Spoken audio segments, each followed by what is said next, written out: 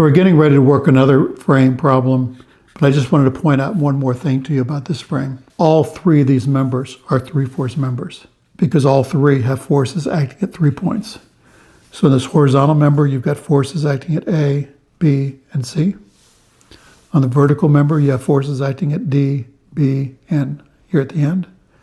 In the diagonal, you've got forces acting here, here, and here. So all three of these are three-force members, and thus they are multi-force members. And again, our definition of a frame is I have multiple members, some of which are multi-force, some might be two-force, but that's what a frame, that's the definition of a frame. Compared to a truss, where every member is a two-force member. So having said that for this guy, here's one more frame. So this is slightly more complicated than the one we just worked. And this is another A-shaped frame, but we also have a pulley on it and a force that comes off this pulley and a cable here. So slightly more complex. And if you look at these members, there's no two-force member. If we look at this horizontal guy here, there's 1, 2, 3, 4 pins. And so technically this horizontal member is a 4-force member acting on him. This guy is 1, 2, 3. He's a 3-force member. The diagonal has forces here, here, and here. So he's a 3-force member. So just for interest sake. So we're going to solve the entire frame. We're going to find the pin reactions at every pin. And let's just count reactions. So we have a pin here, 1, 2. We have a roller here, so that's 3. 4, 5, 6, 7, 8, 9. You get rollers here, but that's easy. So basically 9 reactions total we need to find. So somehow I need to write 9 equations. Like we said in the last problem, often the overall free body diagram is an important first step on a frame. And like I said on the other one, when you draw the free body diagram of the entire frame here, don't worry about all the detail. Make it easy. Make it easy on yourself.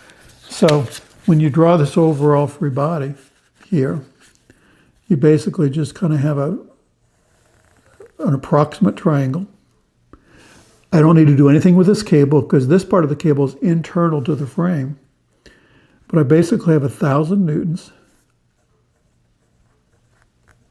hanging off this edge right there. I have a dy. I have a gx. And I have a dx. This distance is 2 meters. This distance from D is 1, 2, 3.4. So that's 3.4 meters from here to where this comes off of the edge. And keep in mind, if I only cut one of the cables, I do not cut, to draw this whole free body, I only cut this cable here. I do not cut this guy. And so if I don't cut him, I have to leave him on the pulley. Because if you're a joint D, whatever, all you know is the line of action of this force. And the line of action of this force is off the edge of this pulley. That's all you know. And so you have to leave him there. 3.4 out. So once you do this problem, so vertically, dy is equal to 1,000.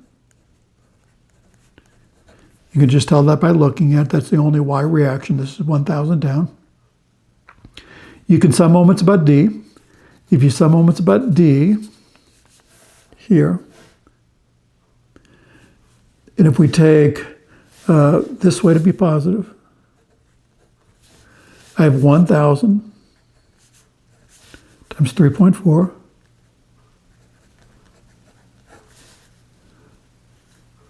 minus gx times 2 equal to 0. So this is 3,400 divided by 2. So gx is equal to 1,700 newtons this way is my gx. this guy. And once you get gx, then you can sum forces in the x direction, and then you get dx is equal to 1,700 newtons. Okay? And so now I've dealt with the entire, notice how I labeled this. I labeled the entire frame. These are the equations I wrote for the entire frame. And this is my free body diagram for the entire frame. I guess I didn't even write the x equation, but it's obvious. Once the only two forces with x components are the dx and gx. And so once you find gx from the moment equation, then dx follows. So in effect, we wrote 3 equations to get these 3 numbers. So we got the support reactions now. And now we need the forces internal to the frame. So just like our previous problem, now if I keep the frame together, I don't see the internal forces. But now if I take the frame apart, now you have the bx and by up here. Now you have a cx and cy up here. Now you have an fx and an fy up here. And in the process of taking the pin apart, taking the frame apart, now I cut this cable and this cable. And so now I have a pulley at the end of this horizontal member, but then I can move these cables to pin A. So let's draw my free body diagrams. So I basically start with this 4-force member, and I can move the cable forces to the pin, which is 1,000 and 1,000. I have a bx and a by. These are just assumed directions. I have a cx and a cy, assumed directions. And then I have the dx and dy, which I just found from the overall frame. So dy is 1,000 and dx is 1,700. So that's on the horizontal member. On the vertical member, which is basically CF, I'm going to draw the CX and CY the opposite direction of the way I drew them there. So CX to the right and CY down. Here at F, I'm just going to assume FY up and FX to the left on this vertical guy. When I draw the diagonal, I'm going to draw these guys equal and opposite of the way I drew them here. So I drew BX and BY as in this way here. And so I flip BY and I flip BX here, opposite of these. I've got the FX and FY that are the opposite of these. So FX to the left, FX to the right, FY up, FY down. And the same with the CX and CY here. And so now I have my 3 free body diagrams for all of these forces. Now I can basically start building out what I know. Keep in mind, so remember, I can only write 3 equations per free body diagram. And so once you draw these free bodies, if you see one of these that only has 3 forces, then I can write 3 equations for that guy and get all 3. But if you notice, this guy has 1, 2, 3, 4 unknowns. I can't get all 3 of those. I can't get all 4 of those. This has CX, CY, this has 4 unknowns. This has 1, 2, 3, 4, 5 unknowns. Well, GX, we know GX. So GX, we found that to be 1,700. So we know GX. But we still have 4 unknowns here. So there's actually no one member here that I can write 3 equations for. But what you can do is you can find, like, say, CX from this guy. So if I sum moments about F, I can get CX. I guess what I did is I sum moments about C. So if you sum moments about C, and if you take counterclockwise to be positive, I've got 1,000 times 0.4 minus Fx times 1 is equal to 0. And I get Fx is equal to 400. And then if you sum forces in the x direction, this is 1,000, This is 400. So then CX has to be 1400 this direction. So we found CX from here, and we found FX from here. Once you find this CX, then you can label him as 1400 here. Once you found FX, then you can label him here as 400. So keep in mind what we just did. So we got CX and FX from here pretty easily. But now we're down to 1, 2, 3 unknowns up here. And because we found FX, we're down to 3 unknowns here.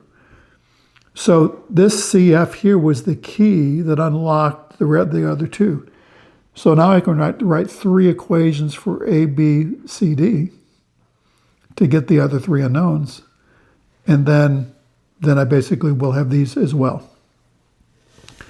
So if I come up A, B, C, if I sum forces in the X direction, I've got 1,000, I've got CX, I've got DX, and so BX is the only one I don't know. And I get BX is equal to 1,300 newtons. It came out positive, and so that's 1,300 right there. And I'm good to go with BX. I can sum moments about B, and that will give me CY. So you sum moments about B, you got 1,000 times 1, CY times 1, DY times 2. And we end up with CY is negative 3,000 newtons as drawn. And so it's 3,000 newtons on ABC. This way. And so finally I have, and then I can sum forces in the Y direction. And on ABCD, and I've got minus 1,000 plus BY minus 3,000 plus 1,000. And so my BY is 3,000 newtons up. And so now I have BX, BY, CY, CX. I guess I don't have FY. FY. Once you found CY, so the CY is equal to negative 3,000, which we found from here. And so if we sum forces in the Y direction, so CY really acts up, and so FY is actually going to act down. So FY is equal to negative 3,000 as drawn, which is really going to be down. And so this is a more difficult problem. It's a 4-force member here. It illustrates, you can write multiple equations for each member and equations for the overall free body diagram. And you just get a reaction or two from one of the free bodies, and then you can carry those over to the other free bodies, write the equations that you need, and ultimately piece together the unknowns. So again, this is a classic frame. Classic frame. A lot of the skills that you need to be able to solve a frame problem are illustrated here.